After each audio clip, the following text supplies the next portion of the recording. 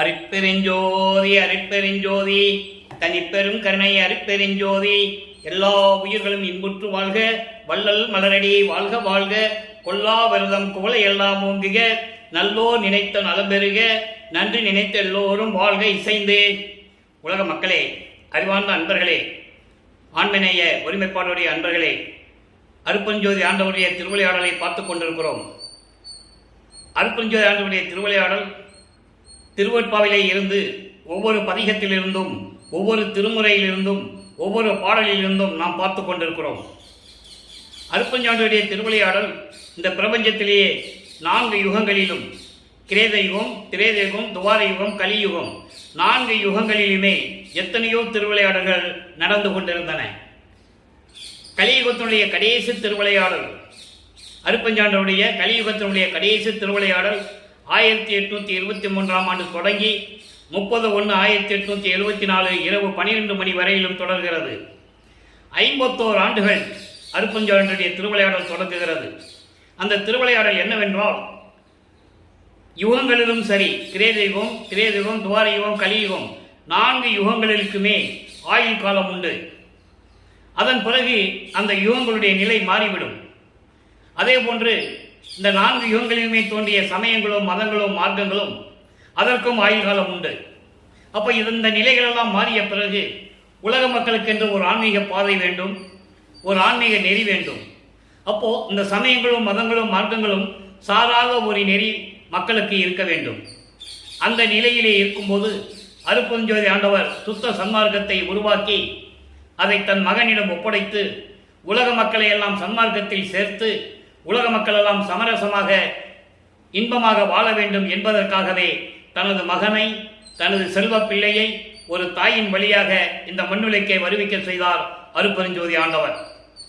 அந்த நிலைகளை வல்லப்பெருமானவர்கள் எப்படி திருவெட்பாவிலே ஒவ்வொரு பாடலின் மூலமாக நமக்கு அருளியிருக்கிறார்கள் என்பதை பார்த்து கொண்டிருக்கிறோம். இந்த திருவிளையாடல் என்பது ஒரே நாளில் சொல்லுவதற்கு முடியாது, ஒரே நாளில் சொல்ல முடியாது.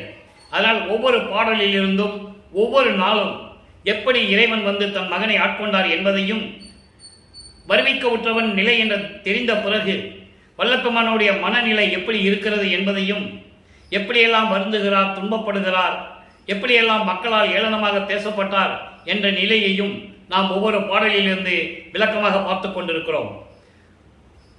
1ஆம் ஆண்டிலிருந்து, வருவிக்க உற்ற 1ஆம் ஆண்டிலிருந்து 8 ஆண்டுகள் வரையிலும் தான் யார் என்று தெரியாத நிலையில் இருந்து கொண்டிருந்த நமது பிள்ளை பெருமான் அவர்களை 9வது ஆண்டில், வருவிக்க உற்று 9வது ஆண்டில் அருட்பெருஞ்சோதி ஆண்டவர் அவர் முன் தோன்றி ஆட்கொள்ளுகிறார். எப்படின்னா, மகனே, நீ என்னால் வருவிக்க உற்றவன், என் மகன், உன்னை இந்த மண்ணுலகுக்கு வருவித்ததற்கு காரணத்தை உடனடியாக சொல்ல முடியாது, முன்பருவம் பின்பருவம் காட்டி நான் உனக்கு அருளுவேன் என்று சொல்லி புன்னகைத்து விட்டு மறைந்து விடுகிறார். அதன் பிறகு நமது பிள்ளை பெருமான் அவர்கள் இறைவனால் வருவிக்க உற்றவன் என்ற நிலை மட்டும் அவருக்கு தெரிகிறது, வேறு எந்த நிலையும் தெரியாது. அருட்பெருஞ்சோதி ஆண்டவர் தன் மகனுக்கு மறைப்பு நிலையை கொடுத்து கொண்டிருக்கிறார். அந்த நிலையில் இருக்கும்போது 9வது ஆண்டில் வருவிக்க உற்ற பிறகு தான் இறைவன் மகன் என்று அறிந்த பிறகு அவருடைய மனநிலை எப்படி இருந்தது யோசிச்சு பண்ணி பாருங்க. இறைவனுடைய குழந்தைன்னு தெரியும், அவருடைய மகன் தெரிஞ்சு போச்சு, வெளியே சொல்லவும் முடியாது. இந்த நிலையில் இருக்கும்போது அவர் மனநிலை எப்படி இருந்தது என்பதை ஒவ்வொரு பாடலின் மூலமாக பார்க்க போகிறோம். அதன் பிறகு சுத்த சன்மார்க்கத்தை பெற்ற பிறகு இறைவன் அருட்பெருஞ்சோதி ஆண்டவர் தான் என்பதையும், எப்படியெல்லாம் அருளை பெற்றுக் கொண்டார் என்பதையும், இறுதியிலே இறைவனானார் எப்படி என்பதையும் ஒவ்வொரு பாடலின் மூலமாக நாம் பார்த்து கொண்டிருக்கிறோம். அந்த வகையில் பார்க்க வேண்டிய பாடல் 1ஆம் திருமுறை திருவருள் முறையீடு. திருவருள் முறையீடு மொத்தம் 232 பாடல்களை கொண்டது. ஒவ்வொரு பாடலிலும் வல்லப்பெருமானுடைய மனநிலை எப்படி இருக்கிறது, இந்த சமயங்களும் மதங்களும் மார்க்கங்களும் சூழ்ந்திருந்த காலகட்டங்களில் எப்படியெல்லாம் இறைவனை வேண்டுகிறார், முறையீடு செய்கிறார், எப்படியெல்லாம் விண்ணப்பம் வைக்கிறார் என்பதை ஒவ்வொரு பாடலின் மூலமாக பார்த்து கொண்டிருக்கிறோம். இப்போ திருவருள் முறையீடு 67வது பாடல். பாடலை நல்லா கவனிங்க. பாடல் புரியாவிட்டாலும் விளக்கம் மிக எளிமையாக இருக்கும். இது இறைவன் கொடுத்த விளக்கம். புல்லளவாயினும் ஈயார்தம் வாயில் புகுந்து புகழ் சொல்லி அளவா நின்று இறப்போர் இறக்க. இறக்க என்பது யாசகம் கேட்கிறது, தர்மம் கேட்பது, பிச்சை கேட்பது. இறக்க சொன்னங்களை, சொன்னங்களை என்பது சொர்ணங்கள், சொர்ணங்கள் என்பது சொக்க தங்கம். நற்சொர்ணங்களை கல்லளவா தருகின்றோர் தம்மாலும் கருதி சென்றோர். நல்ல கவனிக்கணும். கருதி சென்றோர் நெல்லளவாயினும் நான் கேளேன் நின்பால் அன்றி நின்மலனே. இது பாடல். இப்ப இந்த பாடலுடைய விளக்கம் பாருங்க. புல் அளவாயினும், ஒரு புல் அளவு கூட, ஒரு துரும்பு அளவு கூட தர்மம் செய்யாதவர்களிடம், தர்மம் செய்யாதவர்களிடம் வீட்டிற்கு சென்று அளவில்லாமல் புகழ்ந்து பேசி, அவர்களை புகழ்ந்து பேசி பிச்சை எடுக்கிறார்கள். அப்படி ஒரு பக்கம் எடுத்துக் கொண்டிருக்க, நல்ல சொக்க தங்கங்களை வைத்துக் கொண்டிருப்பவர் கல் அளவு கொடுக்காட்டாலும் கொஞ்சமாவது கொடுத்தாலும் பரவாயில்லை என்று நினைத்து அவர்களிடம் சென்று கொண்டிருக்கிறார்கள். நான் செல்ல விரும்பவில்லை. நெல் அளவாயினும் நான் அவர்களிடம் போய் பிச்சை கேட்க மாட்டேன், எனக்கு உதவுகள் என்று நான் கேட்க மாட்டேன், எனக்கு தர்மம் செய்யுங்கள் என்று கேட்க மாட்டேன், எனக்கு உதவி செய்யுங்கள் என்று நான் கேட்க மாட்டேன், உன்னை தவிர. ஏன் அந்த சொல்றாருன்னா, அவருக்கு தெரியும் இறைவனால் வருவிக்கப்பட்டோம் தெரிஞ்சிச்சு. மகனை அந்த நிலையில் அவர் வைத்துக் கொண்டிருக்கிறார். இவனுடைய மனநிலை எப்படி இருக்கும்? அதாவது பக்குவப்படுத்துகிறார். தனது மகனை இளம் வயதிலிருந்தே பக்குவப்படுத்துகிறார். கோபம் வரக்கூடாது, காமம் வரக்கூடாது, பொறாமை இருக்கக்கூடாது, அகங்காரம் இருக்கக்கூடாது, ஆணவம் இருக்கக்கூடாது, செருக்கு இருக்கக்கூடாது, வேறுபாடுகள் முரண்பாடுகள் இருக்கக்கூடாது. இதையெல்லாம் தன் மகன் கடக்க வேண்டும். அதாவது காமம், குரோதம், லோபம், மோகம், மதம், மாச்சரியம். மாச்சரியம் என்பது முரண்பாடுகள், வேறுபாடுகள். இப்போ இந்த 6 நிலைகளையும் பிண்ட துரிசுகள் என்று சொல்லுவார் வல்லற்பமானவர்கள். நமது பிள்ளை பெருமானவர்கள் இந்த பிண்ட துரிசுகளை கடந்து வர வேண்டும். அவரை அறியாமலேயே அவர் கடக்க வேண்டும்.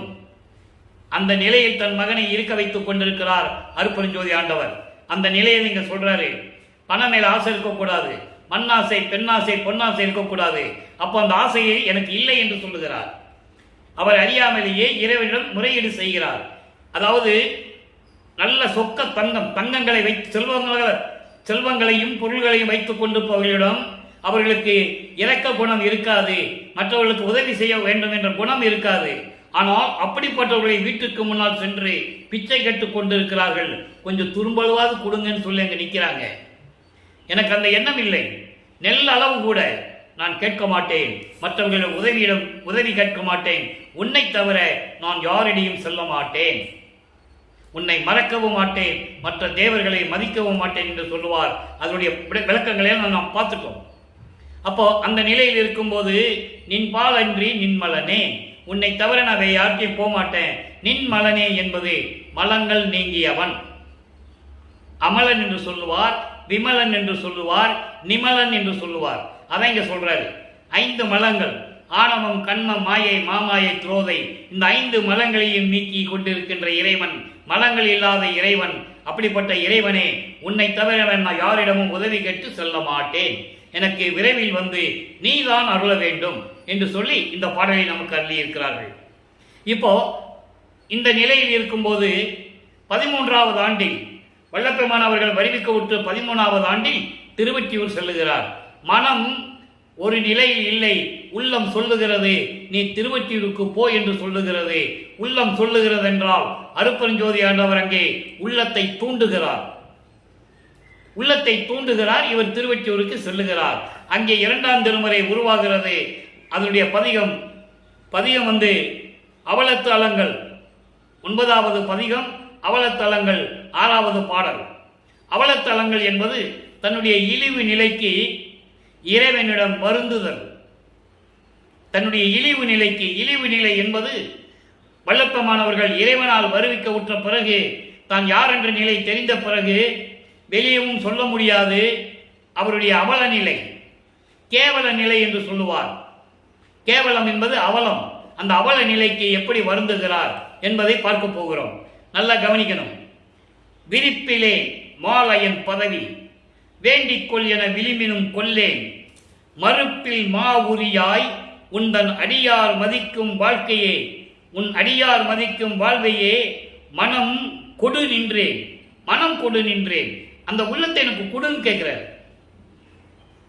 உருப்படாத இவ் எண்ணளவில் இனி உன் உள்ளம் எப்படி அப்படி அறியேன். இப்படியா அப்படியான்னு எனக்கு தெரியாதுன்னு சொல்றதே, எப்படி அப்படி அறியேன் என்று சொல்லுகிறார். திருப்புயாசல மன்னர் மாதவத்தோர் திகழும் ஒற்றிய தியாகமா மணியே. இறைவனால் வருவிக்கப்பட்டேன் என்று தெரிந்த பிறகு இந்த திருமாலும் பிரம்மனும் மற்ற தேவர்களும் வதிக்கக்கூடிய பதவி எனக்கு தேவையில்லை. நீ வேண்டிக் கொள் என விளிம்பினும் கொள்ளேன். வாங்கிக்கோ மகன் என்று சொன்னாலும் சரி, நீ வேண்டிக்கோ, வேண்டி என்னை விரும்பி நீ வாங்கிக்கோன்னு சொன்னா கூட சரி, நீ வற்புறுத்தினாலும் சரி, எனக்கு அது தேவையில்லை. அப்படின்னா என்ன சொன்னா, இந்த பதவிகளாம் எனக்கு தேவையில்லை, அது தூசுக்கு சமமானது, உன்னுடைய அருள் தான் எனக்கு வேண்டும். பிடிவாதமா இருக்கிறார். மகனை டெஸ்ட் பண்றார், பரீட்சை வைக்கிறார். இவர் பாஸ் ஆவானா ஃபெயில் ஆவானா எப்படி இருக்கிறான்னு சொல்லி அவரு தேர்வு வைக்கிறார், பரீட்சை வைக்கிறாரே. இவருக்கு தெரியும்.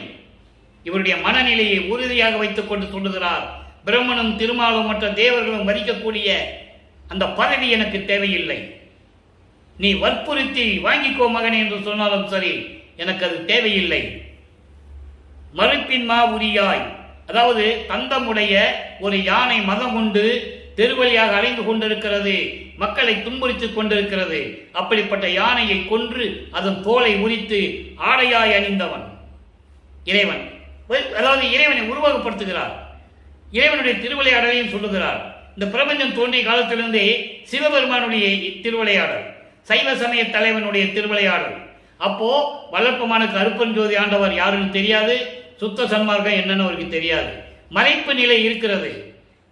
அவர் தந்தை மறைப்பு நிலையை உருவாக்கி கொண்டிருக்கிறார். காரணம், சமயங்களிலும் மதங்களிலும் மார்க்கங்களிலும் ஈடுபட்டு திருநூறு பூசிக்கொண்டு உத்திராட்சமலையை போட்டுக்கொண்டு கடக்கான் போட்டுக்கொண்டு இப்படியெல்லாம் இறைவனை சொல்ல வேண்டும். இது காலத்தின் கட்டாயம்.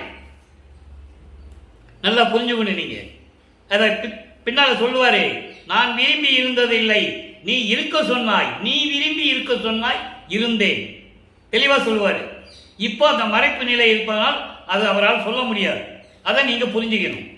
இப்போ அப்படிப்பட்ட யானையை கொண்டு அந்த தோலை உரித்து ஆடையாக உரித்துக் கொண்ட இறைவனே, உன்னுடைய தொண்டர்கள், உன்னுடைய அடியார்கள் விரும்பக்கூடிய அந்த வாழ்க்கை இருக்கிறதே, அது வேண்டும் என்று நான் நினைக்க வேண்டும். அந்த உள்ளத்தை மட்டும் நீ கொடு. வேற எதுவும் என் மனசுல நீ எதையுமே நீ அறிவிக்க கூடாது. அந்த உன்னுடைய தொண்டர்களுடைய வாழ்க்கை எனக்கு போதும். இறை பணி செய்து இறைவனுக்கு பணி செய்யக்கூடிய அடியார்கள் தொண்டர்களுடைய வாழ்க்கையை எனக்கு போதும். அந்த மனதை எனக்கு கொடு கேட்கிறார். அடுத்து, ஒருபடாத எண்ணளவில் இனி உன் உள்ளம் இப்படி அப்படி என்று அறியேன். அதாவது இந்த வாழ்க்கை இருக்கிறதே, இந்த மனநிலை எனக்கு ஒருநிலைப்படுத்த வேண்டும் என்று நான் உன்னிடம் கேட்டுவிட்டேன். ஆனால் உன்னுடைய உள்ளத்தில் எப்படி இருக்கிறது என்று எனக்கு தெரியாது. நீ என்னை எந்த அளவுக்கு நீ கொண்டு செல்ல போகிறாய், என்னை எப்படி எதிர்காலத்தில் வைத்துக் கொண்டிருக்க போகிறாய் என்ற எண்ணம் என்ற நினைப்பு எனக்கு தெரியவில்லை. என்னால் தெரிந்து கொள்ள முடியவில்லை. அது எப்படியா அப்படியா எந்த நிலையில் உள்ளது என்பதை எனக்கு தெரியாது. நான் அறியேன். மலை போன்று தோள்கள் உடைய வலிமையானவர்களும் தவம் புரியக்கூடிய அன்பர்களும் அடியார்களும் இருக்கின்ற திருவொற்றியூரிலே விளங்கிக் கொண்டிருக்கின்ற தியாகமாமணியே என்று விண்ணப்பம் வைக்கிறார், முறையீடு செய்கிறார், வணங்குகிறார். தியாகராஜ பெருமானை திருவொற்றியூரிலே வணங்கிக் கொண்டிருக்கிறார். இப்படிப்பட்ட ஒரு நிலை அவருக்கு உருவாகிறது. தன்னுடைய அவல நிலையை ஒரு பாடலிலே சொல்லுவார். என்ன, அதாவது உன்னால் இந்த மண்ணுக்கு வருவிக்க உற்ற பிறகு நான் வருவிக்க உற்ற அந்த குடும்பத்தில் இருக்கின்ற உறவினர்கள், சொந்தங்கள், நட்புகள் இப்படியெல்லாம் என்னை ஏளனமாக பேசிக்கொண்டிருக்கிறார்கள். இந்த துன்பத்தை நாம் அனுபவித்துக் கொண்டிருக்கிறேன் என்று ஒரு பாடலிலே சொல்லுவார். அதனுடைய விளக்கத்தையும் நாம் பார்த்து விட்டோம். அப்படிப்பட்ட ஒரு அவல நிலை, கேவல நிலை, மறைப்பு நிலை, இந்த நிலையை நீ அகற்றி எனக்கு அருள வேண்டும் என்று சொல்லி 13வது ஆண்டில் வருவிக்கவுற்ற 13வது ஆண்டில் திருவொற்றியூரிலே முறையீடு செய்கிறார். இறைவனை வணங்கி கொண்டிருக்கிறார். இந்த நிலைகள் மாறுகிறது. ஒவ்வொரு பதிகத்திலிருந்தும் ஒவ்வொரு பாடலும் தினமும் சொல்ல வேண்டும். மொத்தமா ஒரே நாள்ல 6000 பாடலை சொல்ல முடியாது. அதனால இறைவனுடைய திருவிளையாடலை ஒவ்வொரு பாடலிலும் ஒவ்வொரு விதமாக பல விதமாக கூறுவார்கள் நமது பிள்ளை பெருமானவர்கள். அதை தான் நம்ம பார்த்துட்டு இருக்கோம். இப்போ 2ஆம் திருமுறை முடிந்தவுடனே, அதாவது ஈரட்ட 16 வல்லப்பெருமானவர்கள் வருவிக்கவுற்று 16 ஆண்டுகள் முடிந்த பிறகு 17வது ஆண்டிலிருந்து 24 ஆண்டுகளுக்குள் என்ன நடந்தது அதை உலக மக்களுக்கு தெரிவிக்க வேண்டும். அதை திருவொற்பாவிலிருந்தே 3ஆம் திருமுறையிலே பார்க்கிறோம். இன்ப புகழ்ச்சி என்ற பதிகம் 7 இன்ப புகழ்ச்சி 6வது பாடல். இன்ப புகழ்ச்சி என்பது இறைவனுடைய அருளை புகழ்ந்து சொல்லுவது. எப்படின்னா, ஒரு தாய் மகளிடம் சொல்லுகிறாள். காரணம், ஒரு பெண் ஒரு ஆணை காதலிக்கும் போது அந்த காதலுடைய செயலை அந்த காதலில் சொல்லும் போதுதான் இனிமையாக இருக்கும். அந்த நிலையை தாய் மகளிடம் சொல்லுகிறாள். அப்படிப்பட்ட ஒரு பதிகத்தை நமக்கு அருளி இருக்கிறார்கள். தாய் என்பது உள்ளத்தை குறிப்பிடுகிறார், உள்ளம் என்பது உள்ளத்தை குறிப்பிடுகிறார். அதை உலக மக்களுக்கு எப்படி சொல்லுகிறார்? அந்த காலகட்டங்களில் 17வது ஆண்டிலிருந்து 3வது எட்டில் 24 வருவிக்கவுற்ற அந்த 24 ஆண்டுகளுக்குள் என்ன நடந்தது சொல்றார் பாருங்க. ஆக்கமில்லார் தாய் மகளிடம் சொல்லுவது போல, உள்ளம் தலைவியிடம் சொல்லுவது போல உலக மக்களுக்கு சொல்றாரு. அந்த இறைவன் எப்படிப்பட்ட இறைவன்? ஒரு பெண் ஆணை காதலிக்கும் போது அந்த மகளுடைய அந்த பெண்ணுடைய தாய்க்கு தெரிந்து விடுகிறது. தாய் மகள் அந்த ஆண்மகனை பற்றி அந்த காதலனை பற்றி விசாரிக்கிறாள். அதை மகளிடம் சொல்லுகிறாள். இப்படிப்பட்டவனை காதலிக்கிறாயே, அவனை எப்படி விரும்பி நீ காதலித்தாய், அதனால் நீ என்ன பலனை அடையப் போகிறாய் என்ற தோணியிலே என்ற நிலையிலே இந்த பாடலை நமக்கு அருளி இருக்கிறார்கள். நல்ல கவனிங்க. மகளிடம் சொல்லுகிறாள் தாய், உள்ளம் சொல்லுகிறது. அதை உலக மக்களுக்கு தெரிவிக்கிறார் வல்லப்பெருமானவர்கள். நல்ல கவனிக்கணும். ஆக்கமில்லார், வறுமையில்லார், அருவமில்லார், உருவமில்லார் இறைவனுடைய நிலையை சொல்றாங்க. தூக்கமில்லார், சுகமில்லார், துன்பமில்லார், தோன்றுமல வீக்கமில்லார், குடும்பம் அது விருத்தியாக வேண்டும் என்னும் ஏக்கமில்லார். மகளே, நீ ஏதுக்கு அவரை விளைந்தனையே? தாய் சொல்லுவது போல, மகளிடம் சொல்லுவது போல அந்த நிலையை உலக மக்களுக்கு தெரிவிக்கிறார். காரணம், அவர் தோன்றும் துணையாக இருந்த காலத்தில், அதாவது அந்த 17வது ஆண்டிலிருந்து 24 ஆண்டுகளுக்குள் அவருடைய செயல்களை பார்த்து மற்றவர்கள், சுற்றம், உறவினர்கள், நண்பர்கள், அவரை அடுத்து இருந்தவர்கள் எல்லாருமே என்ன சொல்றாங்க? இவன் பாரு, இவ்வளவு வயசாகுது, அவன் ஆட்டுக்கு பைத்தியம் பிடிச்ச மாதிரி திருவொற்றியூருக்கு சென்றுகிட்டு இருக்கான், ரோட்ல அலைஞ்சிட்டு இருக்கான், கேட்டா தெருவழியா ஓடுறான். தெருவழியா ஏன் இவர் ஓடுறாருன்றதை பாட்டில் சொல்றாரு. ஆனா மக்களுக்கு தெரியாது. அங்க கூடி இருந்த மக்களுக்கு இவர் தெருவழியா ஓடுறாரு, ஏன் ஓடுறாருன்னு தெரியாது இல்லையா? அப்ப மக்கள் என்ன நினைப்பாங்க? அவனுக்கு பைத்தியம் பிடிச்சிருச்சு போலுக்கு, பைத்தியம் முத்திருச்சு அவனுக்கு, அதனால ரோட்டு வழியா ஓடுறான்னு சொல்றாங்க. இந்த நிலையை பாடல்ல சொல்றார் வல்லப்பெருமான். நான் திருவொற்றியூரிலே தியாகராஜ பெருமானுடைய சன்னதிக்கு முன்னால், அதாவது இந்த கோயிலுக்கு முன்னால் தெருவிலே நான் நின்று கொண்டிருந்த போது தியாகராஜ பெருமான் என்னை பார்த்தவுடனே என்னை திரும்பி பார்க்காமல் தெருவழியாக ஓடுகிறார். நானும் ஓடினேன், அவர் ஓட்டத்தை பிடிக்க முடியவில்லை என்று சொல்லுகிறார். இது பாடல் இருக்கு 3ஆம் திருமுறையில் 19வது பதிகத்தினுடைய கடைசி அந்த 10 பாடலை நம்ம பார்க்க போறோம். இங்க ஏன் இதை சொல்றாரு? அதுக்காக தான் இந்த விளக்கத்தை நான் முதலே சொல்றேன் உங்களுக்கு. அப்ப அந்த உலக மக்கள் என்ன நினைக்கிறாங்க? இப்படிப்பட்டவன் பைத்தியக்கார மாதிரி ரோட்ல சுத்திட்டு இருக்கிறாப்புல, என்னன்னே தெரியலன்னு பேசும்போது அதனுடைய நிலையை உலக மக்களுக்கு சொல்லுகிறார். உலக மக்களே, நான் இந்த நிலையில் இருந்து கொண்டிருந்தேன் என்று சொல்லுவது போல இந்த பாடலை பாருங்க. ஆக்கமில்லார் என்பது யாருடைய ஆதரவு இல்லாமல் தனியாக நின்று கொண்டிருப்பவர். இதெல்லாம் சூட்சமமான விளக்கங்கள், நல்லா புரிஞ்சுக்கணும் நீங்க. சூட்சமமான விளக்கங்கள். ஆதரவு இல்லார்னா என்ன அர்த்தம்? ஆக்கமில்லார், ஆதரவு இல்லார்னா என்ன அர்த்தம்? யாருடைய ஆதரவும் இல்லாமல் தன்னம் தனியாக தன்னிகளோடு நின்று கொண்டிருக்கின்ற இறைவன். நல்லா புரிஞ்சுக்கணும் நீங்க. அப்புறம் வறுமை இயலார். வறுமை இயலார்னா என்ன அர்த்தம்? செல்வமா இருக்கலாம்னு அர்த்தம். வறுமையே இல்லை அப்படின்னு என்ன அர்த்தம்? செல்வ செழிப்போடு இருக்கிறார்கள் அர்த்தம். செல்வ செழிப்போடு இருக்கிறார்கள் என்ன அர்த்தம்? அருள் செல்வத்தோடு அருளோடு விளங்கி கொண்டிருப்பவர், தயவும் கருணையும் கொண்டவர் என்று அர்த்தம். நல்லா புரிஞ்சுக்கணும் நீங்க. வறுமை இல்லாருன்னா என்ன அர்த்தம்? பிச்சை எடுக்க மாட்டார் கொடுக்குது, அவருக்கு ஒன்றும் இல்லை கொடுக்குது அப்படின்னு நினைக்க கூடாது. வறுமை இல்லார் என்றால் அவருக்கு வறுமை இல்லை, காரணம் அருள் செல்வங்களோடு இருக்கிறார், தயவோடும் கருணையோடும் உயிர் நேயத்தோடும் இருந்து கொண்டிருக்கிறார் என்று பொருள். நல்லா புரிஞ்சுக்கணும். அருவம் இல்லார், அருவம் இல்லாமலே இருப்பார், உருவம் இல்லாமலே இருப்பார், அது உருவமாகவும் இருப்பார். அடுத்து தூக்கம் இல்லார். இறைவனுக்கு தூக்கம் இல்லை, அறிதுயல் என்று சொல்லுவார். அறிதுயல் என்றால் பேர் உறக்கம். தூக்கம் இல்லாதவர், இறைவனுக்கு தூக்கம் கிடையாது. சுகம் இல்லார், இன்பம் இல்லார், அவருக்கு இன்பமும் துன்பமும் எதுவுமே கிடையாது. அதான் இங்க சொல்றாரு, சுகம் இல்லார், துன்பம் இல்லார், தோன்று மல வீக்கம் இல்லார். 5 மலங்களாகிய ஆணவம், கண்மம், மாயை, மாமாயை, துறவை போன்ற மலங்கள் இல்லாதவர். ஏன் இல்லாதவர் இல்லாதவர் சொல்றாரு? அப்ப இதெல்லாம் சொல்லும் போது உலக மக்கள் என்ன நினைப்பாங்க? ஒண்ணுமே இல்லாதவனை போய் காதலிச்சு என்ன பண்ண போற? தூக்கம் இல்லை, சுகம் இல்லை, ஒண்ணுமே இல்லை, ஆதரவு இல்லை, அப்படிப்பட்டவருக்கு காதலிச்சு நீ என்ன பண்ண போற அப்படின்னு தாய் கேட்கிறது சகஜம், அது இயற்கை. அந்த உலகில் தாய் மகளை கேட்பது இயற்கை. அவனுக்கு ஒண்ணுமே இல்லை அப்படின்னு சொல்ற நிலை இது. ஆனா அதனுடைய பொருள் அவருக்கு மட்டும் தெரியும், மகளுக்கு தெரியும். நல்லா புரிஞ்சுக்கணும் நீங்க. ஒன்றும் தெரியாத தாய் உள்ளம் சொல்லுகிறது, அதை உலக மக்களுக்கு விளக்குகிறார் என்பதை நீங்கள் புரிந்து கொள்ள வேண்டும். வறுமை இல்லார்னா என்ன அர்த்தம்? அப்ப செல்வ செழிப்பார்க்குன்னு அர்த்தம். இறைவனுக்கு எதுக்கு செல்வ செழிப்பு? அருள்களை உடையவன், அருள் செல்வங்களை உடையவன், அதான் அதுக்கு பொருள் என்பதை நீங்கள் புரிந்து கொள்ள வேண்டும். ஆக இப்படிப்பட்டவரை நீ காதலித்து எதுக்கு அவனை விரும்பினாய்? என்ன செய்ய போற? மகளே, நீ எதுக்கு அவரை விளைந்தனையே?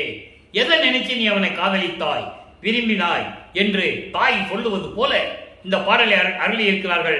இதை உலக மக்களுக்கு தெரிவிக்கிறார். உலக மக்களே, என்னை பார்த்து இப்படியெல்லாம் ஏளனமாக பேசிக் கொண்டிருக்கிறார்கள், நான் துன்பப்பட்டுக் கொண்டிருக்கிறேன். எப்படிப்பட்ட இறைவனை நான் விரும்பி இருக்கிறேன்? தன்னகிரில்லாத இறைவன், அருள் செல்வங்களை கொண்ட இறைவன், அருவம் உருவம் கொண்ட இறைவன், உரு அருவோடு இருக்கின்ற இறைவன், பேர் உறக்கத்தில் இருக்கின்ற இறைவன், அறிந்துயலில் இருக்கின்ற இறைவன். எப்படி எல்லாம் சொல்ற பாருங்க. இந்த பாட்டுடைய இந்த சூட்சமமான விளக்கங்களும் இந்த பாடல்ல மறங்கி இருக்கு. அதை உலக மக்களுக்கு சொல்லிட்டு இருக்காரு. அதை இந்த வள்ளலார் ஊழியன் உங்களுக்கு விளக்கி கொண்டிருக்கிறேன். இது இறைவனால் பெற்ற விளக்கம்.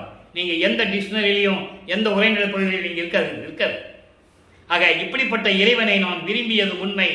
ஆனால் இதை அறியாமல் உள்ளம் என்னிடம் கேட்க கொண்டிருக்கிறது.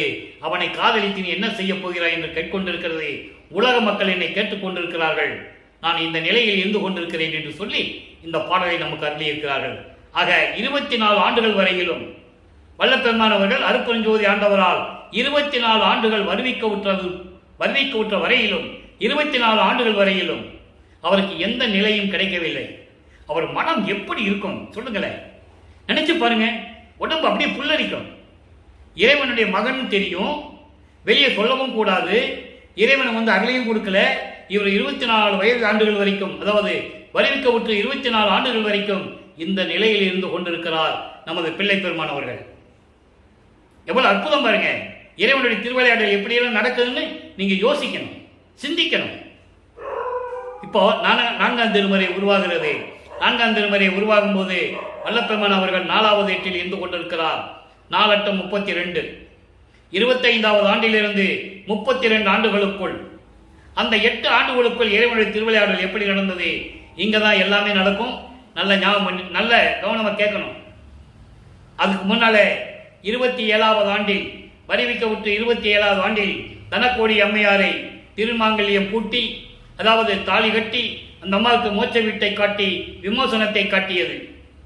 இது அற்புதமான ஒரு நிகழ்வு இறைவனுடைய திருவிளையாடலால் நடந்தது என்பதை இங்க நான் பதிவு செய்ய கடமைப்பட்டிருக்கிறேன்.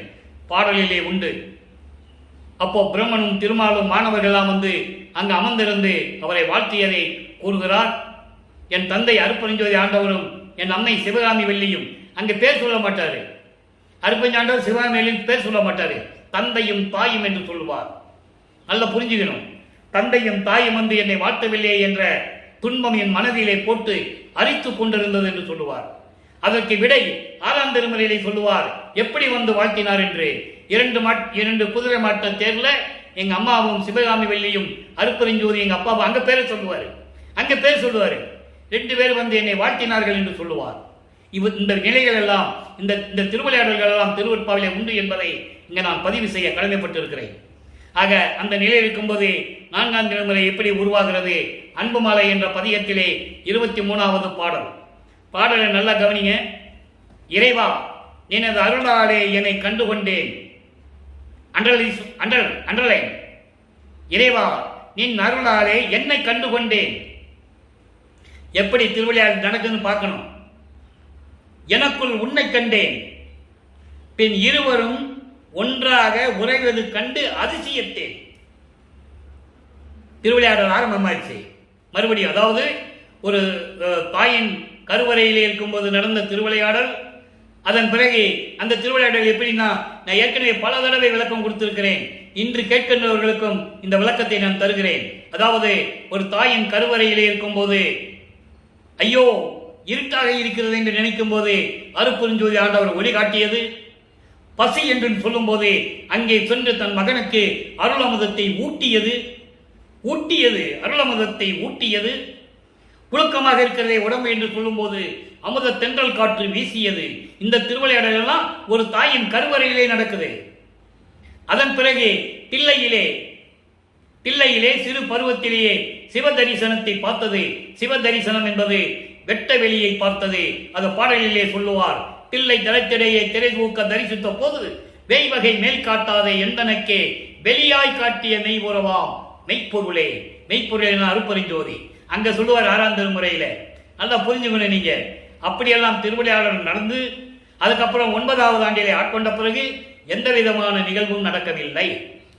27வது ஆண்டில் திருவிளையாடல் நடந்து தனக்கோடி அம்மையாருக்கு விமோசனத்தை கொடுத்துவிட்டு மோட்ச வீட்டை காட்டிவிட்டு அதன் பிறகு இறைவனுடைய திருவிளையாடல் நடக்கிறது. இது முடிந்தவுடனே சுத்த சன்மார்க்கத்தை பெறுகிறார். நல்ல கவனிக்கணும். எனக்குள் உன்னை கண்டேன், பின் இருவரும் ஒன்றாக உறைவது கண்டு அதிசயத்தேன். அப்போ நிரந்தரமா கலக்கல, ஒரு நிகழ்வு நடக்க போகிறது என்பதை இறைவனுடைய திருவிளையாடல் பண்ணி மகனுக்கு காட்டுகிறார். உறைவது கண்டு அசைத்தேன், அதிசயத்தை ஒழிக்கும் உளவு அறியேன். அந்த அதிசயத்தை மறக்கிறதுக்கு அதுக்கான ரகசியம் எனக்கு தெரியல. அவ்வுளவு ஒன்று உரைத்து அருளல் வேண்டும். நல்லா கவனிக்கணும். அருளை செய்கிறாரு.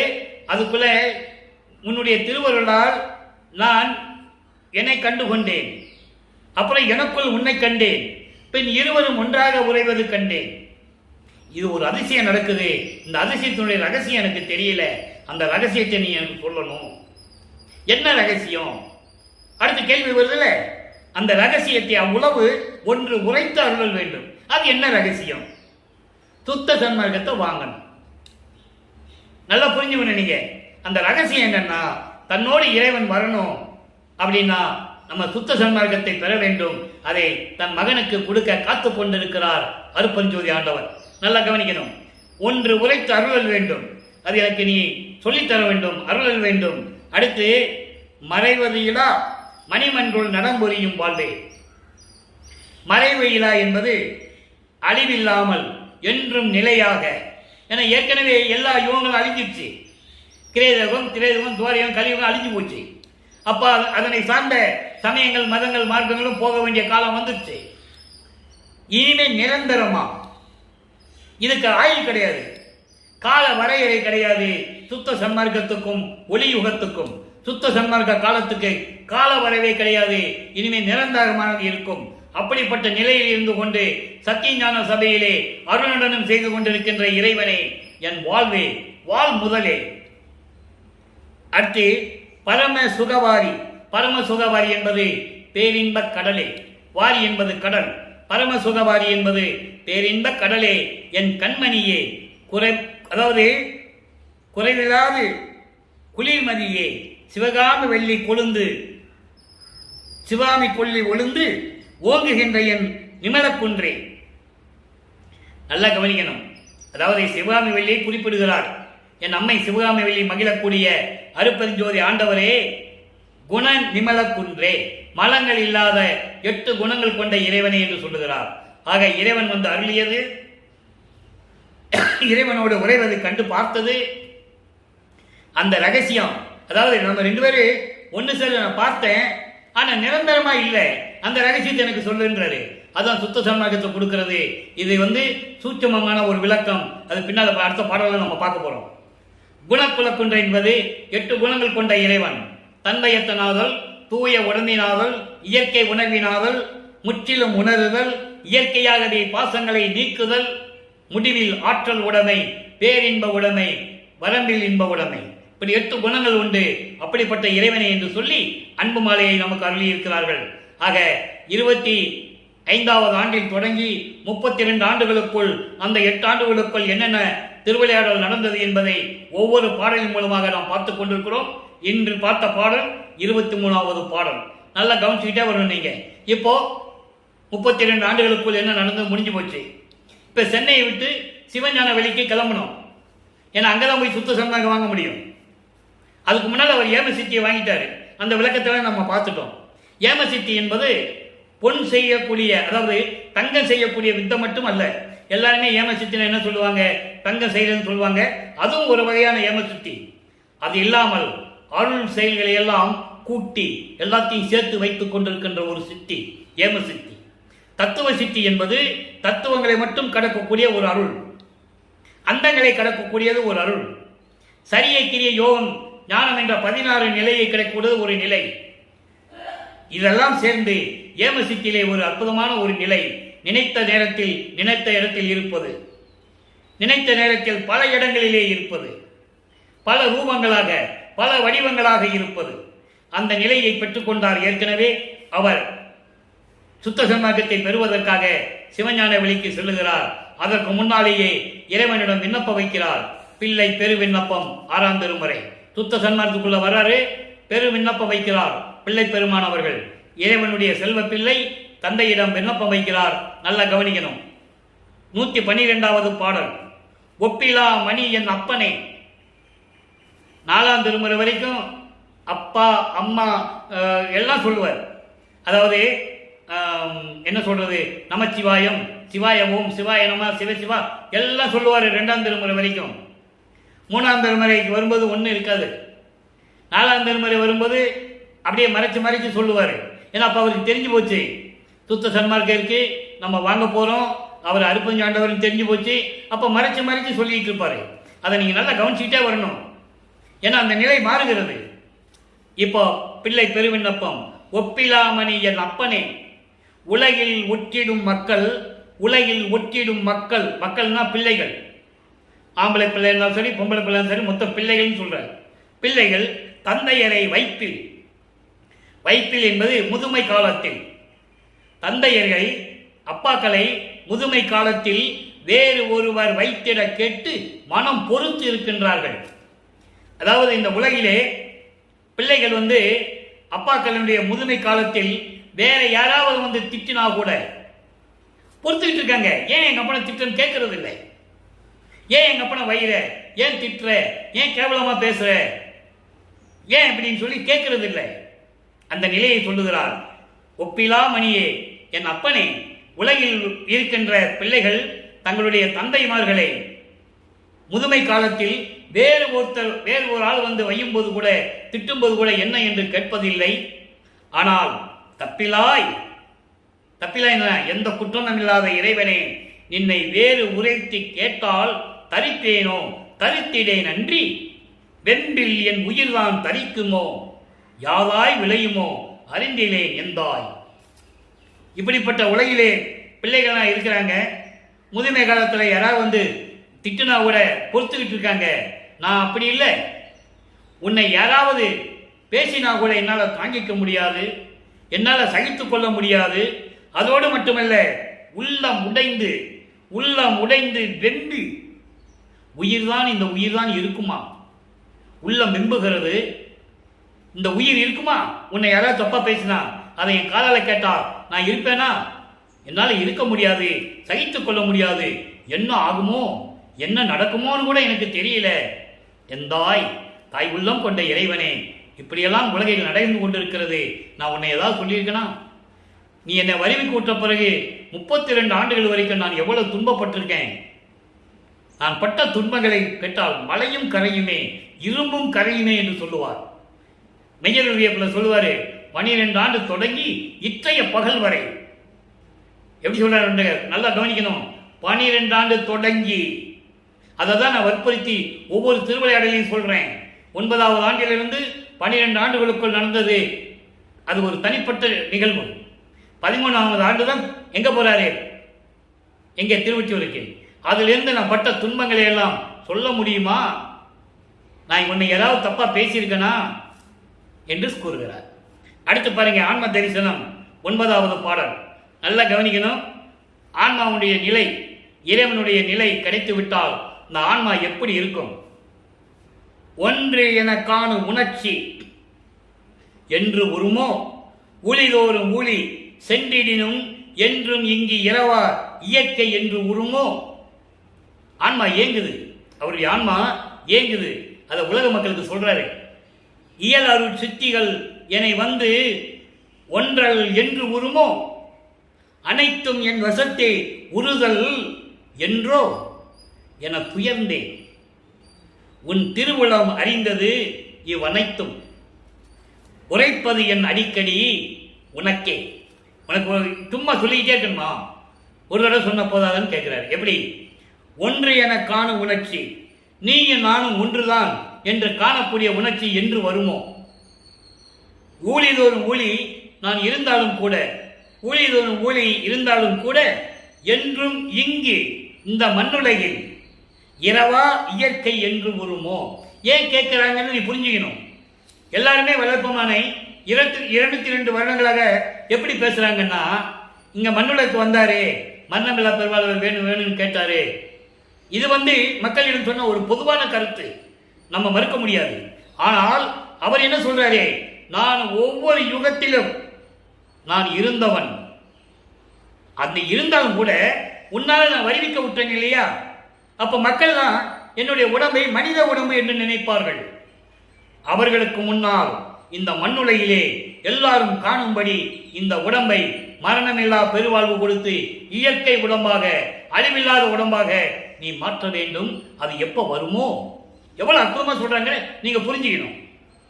பாடலுடைய சூட்சமமான விளக்கம் தான். வருவிக்க விட்டதனால் என்னை ஒரு சாதாரண மனிதனாக, மனித உடம்பு எடுத்தவன் என்று நினைத்துக் கொண்டிருக்கிறார்கள். அப்ப நீ என்ன பண்ணணும்? எல்லாருக்கும் முன்னால் விண்ணுலகமும் இந்த மண்ணுலகமும் அறியும்படி பாடலை சொல்லியிருக்காரு. பாடல் இருக்கு, நம்ம பின்னால பார்க்க போறோம். அந்த விளக்கத்தை மட்டும் மனசுல வச்சுக்கங்க. அப்பதான் இந்த பாடல் வரும்போது உங்களுக்கு புரியும். அன்னைக்கே அவர் சொன்னார் என்ற நிலை உங்களுக்கு புரியும். அப்போ அப்படிப்பட்ட இயற்கை உடம்பு எப்ப எனக்கு வருமோ, இயல் அருள் சித்திகள் என்னை வந்து ஒன்றல் என்று வருமோ. எல்லா சித்திகளும் என்கிட்ட எப்ப வரும்? எப்ப வரும் கேட்கிறாரு. நீ சுத்த சன்மார்க்கத்தை கொடுத்துட்ட, விண்ணப்பம் வச்சுட்டேன், இதெல்லாம் எப்ப எனக்கு வரும்? அனைத்தும் என் வசத்தை உறுதல் என்றோ, எல்லாமே எனக்கு கிடைக்கணும். ஏம சக்தியை கொடுத்துட்ட, இனிமே நீ சுத்த சன்மார்க்கத்தை கொடுக்க போற, அதனால சாகா கல்வியை பெற்றுக் கொள்ளுவேன், அத்தனை சித்திகளையும் பெற்றுக் கொள்ளுவேன். எப்ப வரும் கேட்கிறார். இவாட்டு சொல்லிட்டே இருந்தானே எப்ப வரும்? உறுதல் என்றோ என துயர்ந்தேன், வருந்திக் கொண்டிருந்தேன். இதெல்லாமே உன் திருவுள்ளம் அறிந்தது. எத்தனையும் நான் சொன்னது அத்தனையும் உன்னுடைய திருவுள்ளம் அறிந்தது தானே. உரைப்பது என் அடிக்கடி உனக்கே. எதுக்கு உனக்கு அடிக்கடி நான் எதுக்காக சொல்லணும் என்ன சொல்றேன். அடுத்து பாருங்க, சிவ தரிசனம். சிவ தரிசனம் என்பது உடனே நீங்க சிவபெருமான் கிட்ட போயிடக்கூடாது. இங்கே சிவம் என்பது அருட்பெருஞ்சோதி ஆண்டவர். அவருடைய தரிசனம் எப்படி இருக்கும் விளக்கி சொல்றாரே. 23வது பதிகம் 3வது பாடல். துரிய நிலை துணிந்தவரும், துரிய நிலை துணிந்தவரும் சொல்லரும் மெய்ப்பொருளே. அருட்பெருஞ்சோதியே, மெய்ப்பொருள் என்றால் அருட்பெருஞ்சோதி.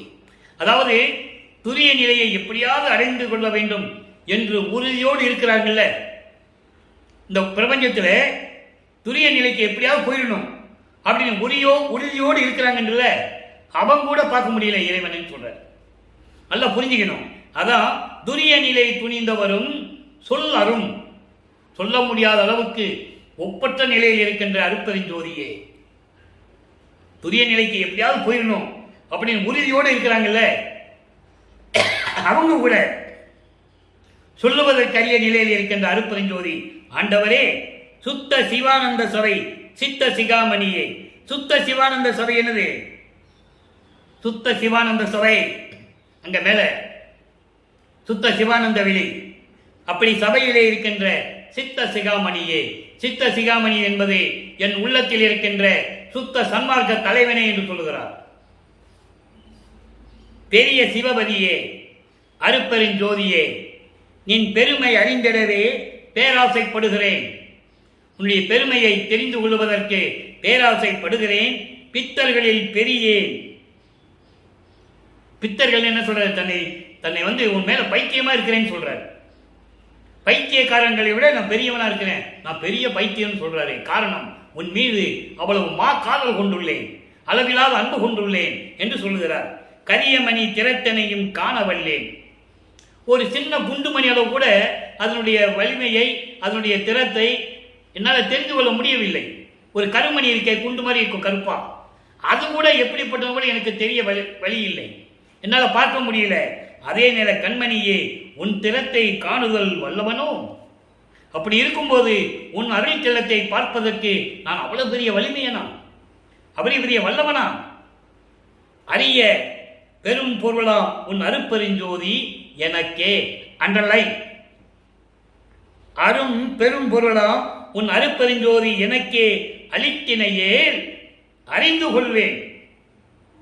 உன்னுடைய அருள் திறமையையும் உன்னுடைய அருள் வல்லபத்தையும் என்னால் புரிந்து கொள்ள முடியவில்லை, தெரிந்து கொள்ள முடியவில்லை. ஒரு சாதாரண கருமணியை கூட அதனுடைய திறத்தை என்னால் கணித்து சொல்ல முடியல. அப்படி இருக்கும்போது உன்னுடைய அருள் திறத்தை நான் சொல்ல அறிவேனோ? அதுக்கு நீ என்ன பண்ணணும்? அருள் பெரும் பொருளாம் அருட்பெருஞ்சோதியை சொல்றாரு. அருட்பெருஞ்சோதியை என் கையில கொடுத்துரு, நான் அறிந்து கொள்ளுவேன். அப்படி அறிந்து கொள்வதற்கு உடனே நீ எனக்கு வந்து கொடுன்னு கேட்கிறார். அறிந்து கொள்ளுவேன், அழித்திடுக விரைந்தே. அற்புதமா சொல்லிட்டாரா? இப்ப என்ன பண்ணணும்? மெய்யருடைய இப்ப தனித்திறங்கள்ல சொல்லணும். அதை வாங்கிட்டாரு, எனக்கு கொடுன்னு கேட்டார்ல, இப்ப வாங்கினது சொல்லணும்ல. கூடுகின்ற, அதாவது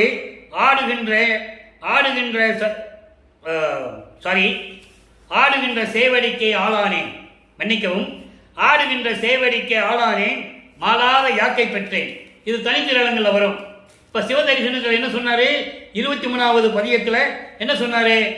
நான் இந்த உலகையெல்லாம் தெரிஞ்சுக்கணும்னா, உன்னுடைய அருள் திறமையை தெரிஞ்சுக்கணும்னா, அருள் பெரும் சக்தியான பொருளான அருட்பெருஞ்சோதியை எனக்கு மட்டும் கொடுத்துரு, நான் தெரிஞ்சுக்கிறேன். அதுக்கு நீ விரைந்து வந்து கொடுக்கணும்னு சொல்றாரு. அப்ப அதுக்கான பதில் வேணும்ல. அந்த பதிலை 110வது பதிகம் தனித்திரு அலங்கள் அங்க சொல்றாரு. ஆடும் சேவடிக்கை, ஆடுகின்ற சேவடிக்கை ஆளானேன், மாலாத யாக்கை பெற்றேன். ஆடுகின்ற சேவடி என்பது தன் மகனுக்காக இடது காலை ஊன்றி வலது காலை தூக்கி நடனமாடி காட்டியவர் அருட்பெருஞ்சோதி ஆண்டவர். எல்லாருமே சொல்லுவாங்க நடராஜனை பத்தி, அவர் சைவ சமய தலைவன், அது ஒரு பக்கம் இருக்கட்டும். அவருடைய நடனத்தை எப்படி சொல்லுவாங்க? வலது கால ஊனி இடது காலம் தூக்கி இருப்பாரு நடராஜன். ஆனால் அருட்பெருஞ்சோதி ஆண்டவர் தன் மகனுக்கு இடது காலை ஊன்றி வலது காலை தூக்கி நடனமாடி காட்டியவர். அப்படிப்பட்ட சேவையினுடைய திருவடியினுடைய நிலையை நான் கண்டேன். அதனால் மாலாத ஆக்கை பெற்றேன், அழியாத உடம்பை பெற்றேன். வாங்கிட்டார்ல. அங்க இரவா நிலை வேணும்னு கேட்டார்ல, இப்ப வாங்கிட்டார். அது கூடுகின்ற சன்மார்க்க சங்கத்தை நடுவிருந்து புலாவுகின்றேன். சன்மார்க்கத்தையும் வாங்கிட்டார். ஒவ்வொரு பாடலுக்கும் நண்பர்களே ஒரு விண்ணப்பம் இருக்கும், அங்க ஒரு கேள்வி இருக்கும், அதுக்கான பதில் அடுத்த ஏதாவது ஒரு பதியத்தில் ஒரு பாடலில் இருக்கும். அது இறைவனுடைய தயவையும் கருணையும் பெற்றால்தான் உங்களுக்கு அந்த விளக்கத்தை சொல்ல முடியும். அந்த நிலையில் இருந்து கொண்டு இந்த வள்ளலார் ஊழியன் உங்களுக்கு விளக்கம் சொல்லிக் கொண்டிருக்கிறேன். 23வது பதிகம் சிவதரிசனத்திலே இருக்கின்ற பாடலுக்கு 110வது பதிகம் தனித்திரு அலங்களிலே விடை கிடைக்கிறது.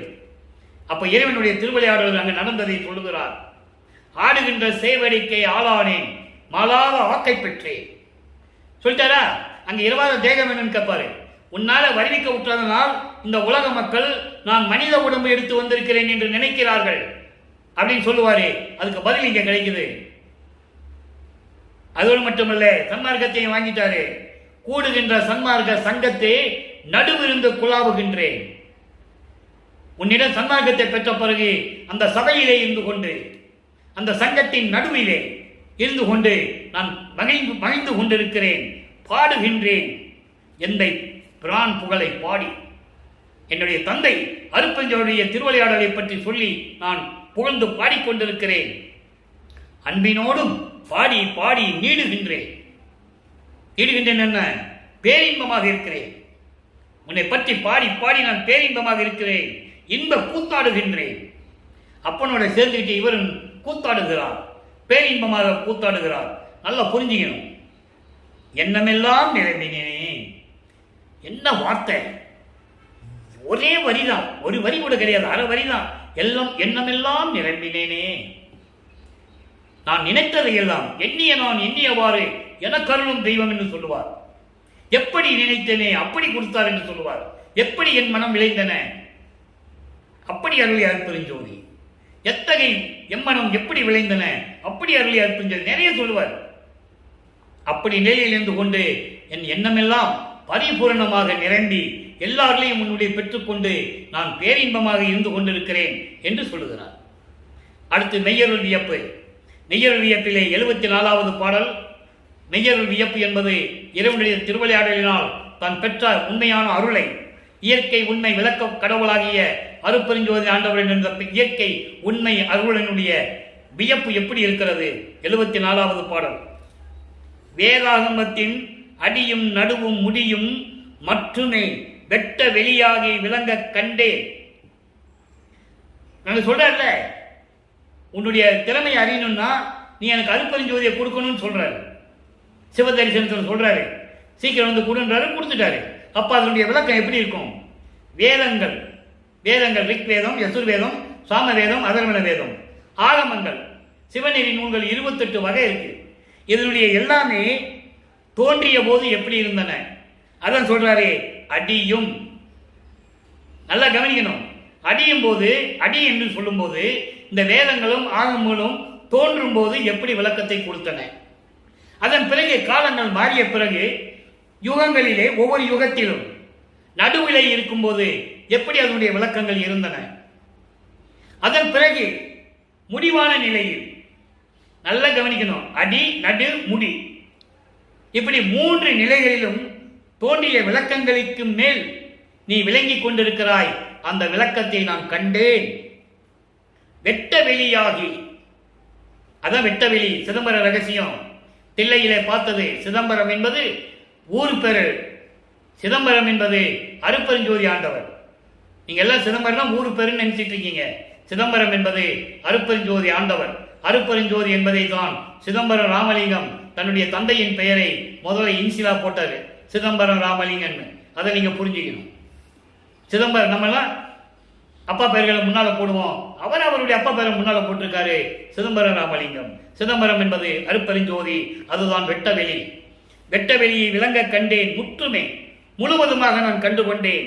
நாதா இறைவனே, இந்த சிறிய நாய்க்கும் முற்றும் கடந்து நானா கண்டேன் எந்த கருணை நாட்டம் கண்டதே.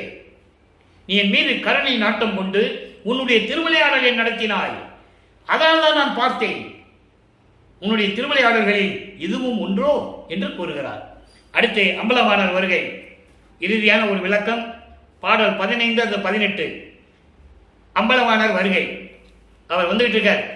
அதான் சொல்லுவாரே, உலக மக்களே, அருட்பெருஞ்சாண்டவர் வருகின்ற காலம் வந்து விட்டது, வந்து கொண்டிருக்கிறார், சுத்த சன்மார்க்கத்துக்கு வாங்க என்று. சமயங்களிலும் மதங்களிலும் மார்க்கங்களிலும் வரணும்னு சொல்லிக்கிட்டு இருக்காங்க. அது தவறு, தேவையில்லை, நேரவான்னு சொல்ற. அதுக்கான வழிமுறைகளை சொல்றாரு அம்பலவாணர் வருகை. ஆர் அமுதமாகி என் ஆவியை காக்கின்ற ஆனந்தரே இங்கு வாரி. உன்னால வருவிக்கட்டும் மண்ணுலகத்துக்கு வந்துட்டேன், நாங்க வந்து உங்ககிட்ட எல்லாம் வாங்கிட்டேன், இப்ப இங்க வா, நம்ம 2 பேரும் ஒன்னா இருப்போம். அதான் நடந்தது சித்தி வளாகம். அதான் ஃபைனல் கிளைமேக்ஸ். சித்தி வளாகத்துல தான் அருட்பெருஞ்சாண்டவர் மகனோட இணைஞ்சது. இறைவனாக்கினது மகனை. அதான் சொல்றாரே, ஆரமுதமாகி என் ஆவியை காக்கின்ற ஆனந்தரே இங்கு வாரி.